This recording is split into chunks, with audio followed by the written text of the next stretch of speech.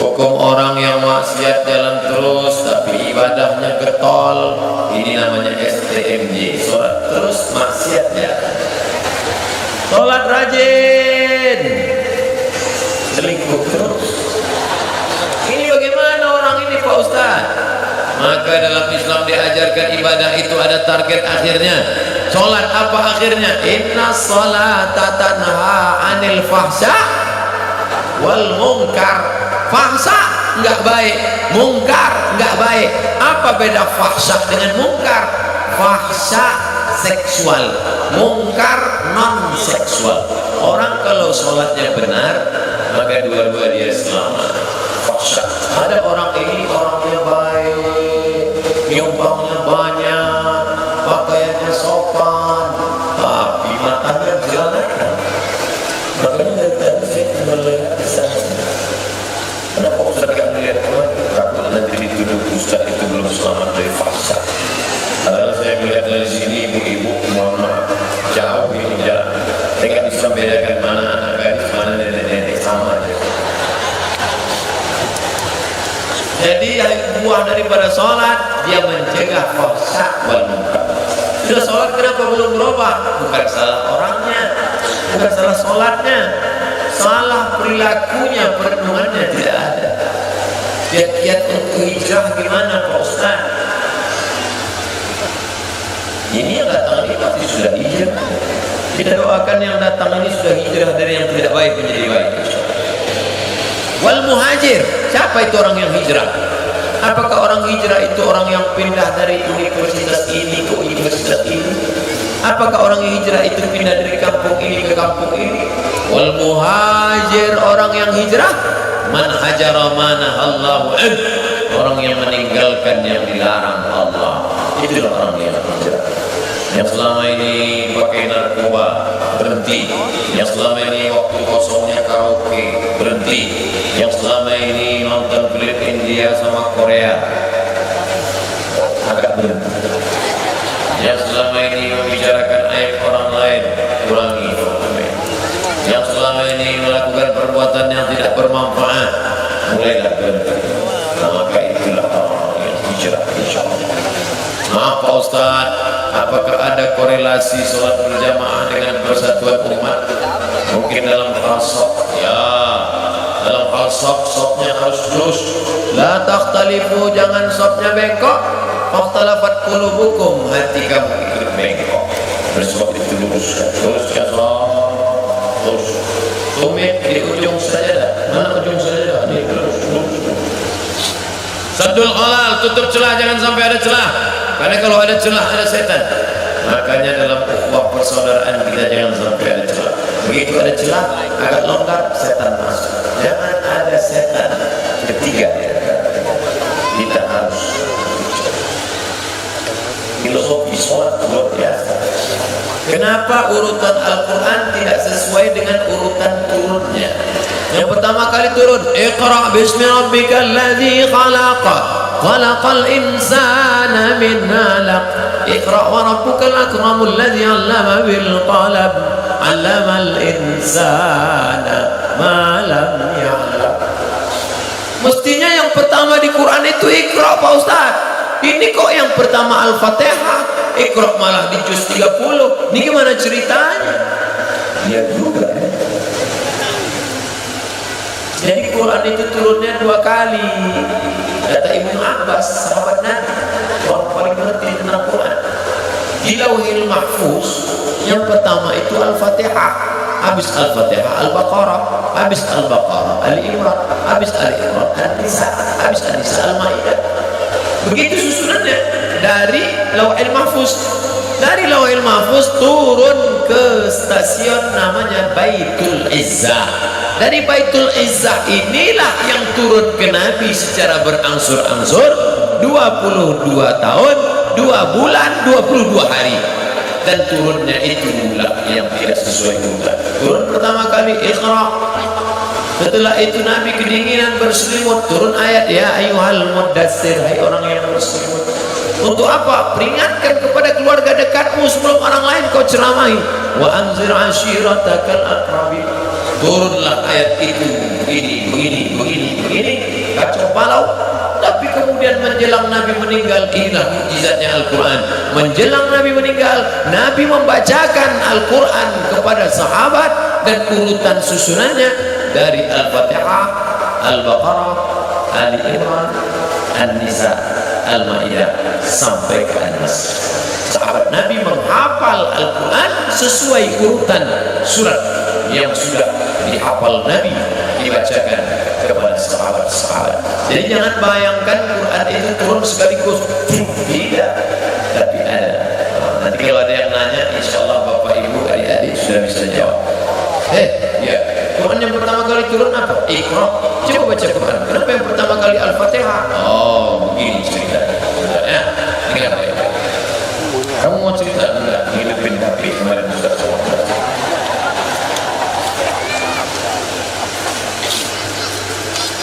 Kenapa periwayat hadis lebih terkenal Bukhari dan Muslim dibanding imam 4 mazhab? Ini pertanyaannya cerdas-cerdas. Memang orang dekat buku ini cerdas. Bukan cuma tanamannya yang otaknya juga sungguh. Di tempat lain ada pertanyaan, tapi di Petrokimia Gresik, Masya Allah. Kenapa yang terkenal Imam Bukhari? Kenapa bukan Imam Syafi'i? Kenapa bukan Imam Syafi'i? Spesialisasi bidang hukum. Apa makna fikih dalam hadis? Makanya dia fikih hadis. Ini halal, ini haram, ini makruh, ini mubah. Tapi kemudian disusunlah oleh ulama, isinya sahih semua. Jadi sebenarnya apakah sebelum Imam Bukhari tidak ada ulama yang tahu tentang sahih? Ya. Tapi ketika mereka susun, ada yang mereka buat tidak sebutkan sanadnya, ada yang hadis itu mursal, ada yang hadis itu mu'allaq, ada yang hadis itu munqati, ada yang hadis itu mu'dhal. Oleh sebab itu sanadnya tidak bersambung. Datanglah Imam Al-Bukhari menyebutkan sanad itu apa, Pak Ustaz? Sanad itu adalah urutan silsilah riwayatan. Imam Bukhari paling bawah, meninggal 256 Hijrah. Dia dapat hadis itu dari mana? Dari Imam Abdullah bin Maslamah. Abdullah bin Maslamah dapatnya dari siapa? Malik bin Anas, meninggal tahun 179. Malik bin Anas dapat dari siapa? Dari Abu Zinad. Abu Zinad dari siapa? Dari Al-A'raj. A'raj dari siapa? Dari Abu Hurairah. Abu Hurairah dari siapa? Dari Nabi Muhammad SAW. Apakah Imam Malik tidak tahu? Itu tahu. Tapi Imam Malik dalam kitab Muwatta beberapa sanad dia buang karena dia bicara fikih, maka sanad tidak dia sebutkan. Lalu sanadnya mana? Datang Imam Ibnu Abdul Bar dalam kitab At-Tamhid, Imam Fil Muwatta min al-Ma'ani wal Asanid. 40 tahun dia cari, ketemu sanad-sanad yang bersambung. Ternyata hadis yang dikatakan dhaif dalam Muwatta Malik, hadisnya tersambung. Nah, jadi dalam masalah ilmu ini ada spesialisasi. Dalam bidang fikih, Hanafi, Maliki, Syafi'i, Hanbali. Dalam bidang pengumpulan kitab yang isinya sahih semua, Sahih Bukhari, Sahih Muslim, Sunan Abi Daud, Sunan Tirmidzi, Sunan Nasai, Sunan Ibnu Majah. Dalam masalah akidah, Imam Asy'ari, Imam Maturidi. Dalam masalah akhlak, Abu Hamid Al-Ghazali, Imam Junaid Al-Baghdadi. Jadi mereka sudah punya spesialisasi. Dan sekarang tempat kita orang punya spesialisasi. Pakar politik, pakar ekonomi, pakar semua diundang di acara TV. Pakar sama fakir beda-beda tipis. Pakar dalam pakar spesialisasi. Datanglah ibu-ibu hamil tua menggedor pintu orang. Pak, tolong buka pintu, Pak. Saya mau melahirkan anak, tolong. Kamu melahirkan anak? Iya. Kenapa datang kemari? Karena di pintu Bapak ada tertulis dokter. Mohon maaf, saya memang dokter, tapi dokter hewan. Jadi ada spesialisasi masing-masing. Jadi kalau dikatakan ini, ya bukan berarti dia tidak paham hadis, dia paham. Ustaz, apa keutamaan bulan Sya'ban? Datang sahabat Nabi bernama Usamah bin Zaid. Nama ayahnya Zaid bin Harithah, anak angkat Nabi, dan dia menikah punya anak laki-laki namanya Usamah bin Zaid, kesayangan Nabi. Terus Usamah bin Zaid datang bertanya kepada Nabi, ya Rasulullah, lam araka tasumu syahran min asy-syuhur. Tidak pernah aku melihat engkau puasa lebih banyak melebihi bulan Sya'ban. Jadi 12 bulan itu puasa paling banyak Ramadan, di bawah Ramadan Sya'ban. Kenapa engkau banyak puasa di bulan Sya'ban? Apa jawab Nabi? Dua jawaban. Yang pertama, laka syahrun yaghfulu anhu katsirun minan nas. Karena bulan Sya'ban bulan banyak dilupakan orang. Beribadah pada saat orang lupa pahalanya besar. Contoh tahajud malam. Tahajud banyak orang lupa, tapi ada engkau hamba yang ingat, besar pahala. Bulan Rajab banyak orang ingat karena Rajab bulan haram. Ramadan orang banyak ingat karena Ramadan bulan kolak. Ramadan bulan kolak. Karena Ramadan bulan Lailatul Qadar. Tapi ada di tengahnya bulan yang tidak populer, bulan Sya'ban. Maka Nabi menghidupkan bulan Sya'ban. Apalagi alasan yang kedua, turfa'u fihi a'mal. Pada bulan Sya'ban amal diangkat. Amal ibu selama setahun, amal bapak selama setahun. Kalau ada pengecekan amal di kantor semuanya ribut, bapak Inspektorat Jenderal akan mengawas dari Jakarta. Rapikan catatan, rapikan. Bapak BPK Badan Pengawas Keuangan akan datang. Mana catatan lengkap? Nah, catatan amal kita diperiksa, diangkat pada bulan Sya'ban. Wa uhibbu an yurfa'a amali wa ana sha'im. Aku ingin, aku suka saat amalku diangkat, aku dalam keadaan berpuasa. Hai malaikat, ya, ketika orang ini amalnya diangkat, dia tadi sedang apa? Dia sedang nonton dangdut. Ketika hambaku ini amalnya tadi diangkat pada asar, dia sedang apa? Mulutnya kering. Kenapa mulutnya kering padahal makanannya ada? Mulutnya kering, makanan ada, kulkasnya penuh, tapi dia tidak mau makan karena cintanya kepada Engkau ya Allah. Angkat saja. Itulah yang tadi sore tidak mau makan bersama. Soalnya sudah makan. Bapak nggak makan, kami sedang puasa. Ustadznya malah nggak puasa. Puasalah jamaah, puasa. Jamaah puasa. Oke Bapak, saya puasa. Oke nggak puasa, musafir. Bapak yang dimuliakan Allah, jangan pernah kau sangka diri kau lebih mulia. Dan sebab itu maka ini bulan Sya'ban. Lalu apalagi keutamaan bulan Sya'ban? Pulang dari sini ambil spidol, catat. Ini malam 11, malam 12, malam 13, malam 14, malam 15, contreng malam 15, malam nisfu Sya'ban. Ada apa dengan malam nisfu Sya'ban? Ittala Allahu ala jami'i khalqihi lailatan nisfi min Sya'ban. Allah memperhatikan dengan perhatian khusus. Memangnya di malam yang lain Allah nggak perhatikan? Allah perhatikan, tapi ini ada perhatian khusus. Fayaghfiru, ini malam nisfu Sya'ban, malam pemutihan. Fayaghfiru jami'i khalqihi, Allah ampunkan semua makhluknya pada malam nisfu Sya'ban, illa kecuali dua orang. Ada dua yang tidak diampuni. Pertama, musyrik, orang yang mempersekutukan Allah dengan benda, mempersekutukan Allah dengan manusia, maka tidak diterima Allah doanya. Kedua, musyahid, orang yang berkelahi dan belum berdamai, maka berdamailah. Ini sesungguhnya yang ditajak oleh Petrokimia Gresik ini hari perdamaian nasional. Maka berdamailah. Selesai acara, assalamualaikum, assalamualaikum, peace, damai ya, damai. Tapi utang belum lunas ya. Kanan salam, kiri salam, belakang salam, depan salam. Karena kalau tidak, alhamdulillah tidak diterima malam nisfu Sya'ban. Apa yang harus kita ketahui tentang riba? Apakah kita harus menghindari riba? Ada 5 bahaya riba. Pertama, alladzina ya'kuluna riba, orang yang makan riba. La yaqumuna illa kama yaqumul ladzi yatakhabbathu syaitanu minal mas.